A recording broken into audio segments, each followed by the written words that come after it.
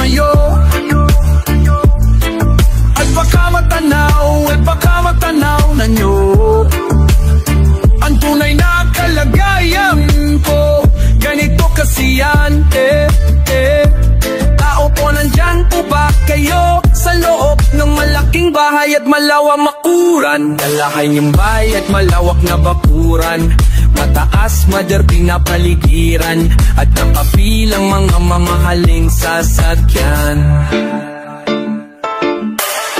Mga bantay na laging bulong ng bulong, wala namang kasal pero marami ang nakabarong. Lumakas man ang lunay, walang butas ang bubong. Mga platot kutsara na hindi kilala ang tutong, at ang kanina'y simputi ng gatas na nasa kahong. At kahit na hindi Pasko, sa lamesa ay may hamon. Ang sarap sigurong manirahan sa bahay na ganyan. Sabi pa nila ay dito mo ring matatagpuan ang tao na nagmamayari ng isang upuan, na pag may pagkakatao'y pinagkaagawan. Kaya naman hindi niya pinakawalan, kung makikita ko lamang siya'y aking sisigang. Mauna na ko, subukan nyo naman tumayo. At baka matanaw na nyo ang tunay na kalagayan ko. Mawalang galang na po sa taong nakaupo.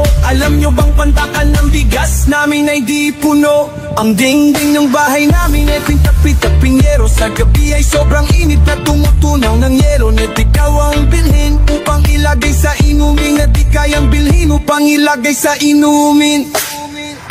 Pinakulong tubig sa lumang takuring, uling-uling gamit lang panggatong na inanod lamang sa estero. Nagsisilbing kusina sa umagay amin banyo. Ang aking inay na may kayamanan, isang kaldero na nagagamit lang pag ang aking ama ay sumweldo. Pero kulang na kulang pa rin, ulam na tuyo tasin ang 50 pesos sa maghapoy. Pagkakasya hindi ko alam kung talagang maraming harang mo. Mataas lang ang bako ko, nagbubulag-bulagan lamang ko kayo. Kahit sa dami ng pera nyo, walang doktor na makapagpabalin ng matal. Kaya huwag kang masyadong halata. Una lang ko, subukan nyo naman tumayo. At baka matanaw na nyo ang tunay na kalagayan ko. Mawalang galang na po sa taong nakaupo. Alam nyo bang pantakan ng bigas namin ay di puno? Ang dingding ng bahay namin ay pintapit-taping yero. Sa gabi ay sobrang init na tumutunaw ng yero. At ikaw ang bilhin upang ilagay sa inumin, at di kayang bilhin upang ilagay sa inumin. Pinakulong tubig sa lumang takuring, uling-uling gamit lang panggatong na inanod lamang sa estero. Nagsisilbing kusina sa umagay amin banyo. Ang aking inay na may kayamanan, isang kaldero na nagagamit lang pag ang aking ama ay sumweldo. Pero kulang na kulang pa rin, ulam na tuyo tasin ang 50 pesos sa maghapoy. Pagkakasya hindi ko alam kung talagang maraming harang mo. Mataas lang ang bako ko, nagbubulag-bulagan lamang ko kayo. Kahit sa dami ng pera nyo, walang doktor na makapagpabalin ng matal. Kaya huwag kang masyadong halata. Una lang ko, subukan nyo naman tumayo. At baka matanaw na nyo ang tunay na kalagayan ko.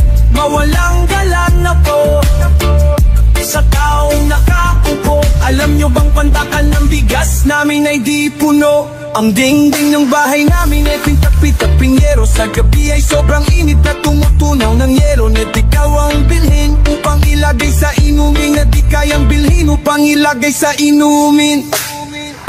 Pinakulong tubig sa lumang takuring, uling-uling gamit lang panggatong na inanod lamang sa estero. Nagsisilbing kusina sa umagay amin banyo. Ang aking inay na may kayamanan, isang kaldero na nagagamit lang pag ang aking ama ay sumweldo. Pero kulang na kulang pa rin, ulam na tuyo tasin ang 50 pesos sa maghapoy. Pagkakasya hindi ko alam kung talagang maraming harang mo. Mataas lang ang bako ko, nagbubulag-bulagan lamang ko kayo. Kahit sa dami ng pera nyo, walang doktor na makapagpabalin ng matal. Kaya huwag kang masyadong halata.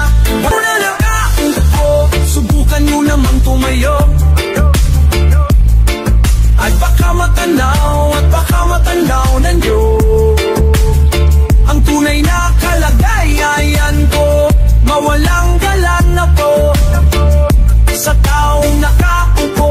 Alam nyo bang pantakan ng bigas namin ay di puno?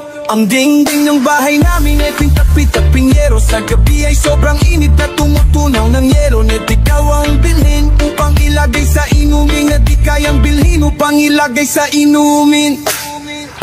Pinakulong tubig sa lumang takuring uling-uling. Gamit lang panggatong na inanod lamang sa estero. Nagsisilbing kusina sa umagay amin banyo. Ang aking inay na may kayamanan, isang kaldero na nagagamit lang pag ang aking ama ay sumweldo. Pero kulang na kulang pa rin.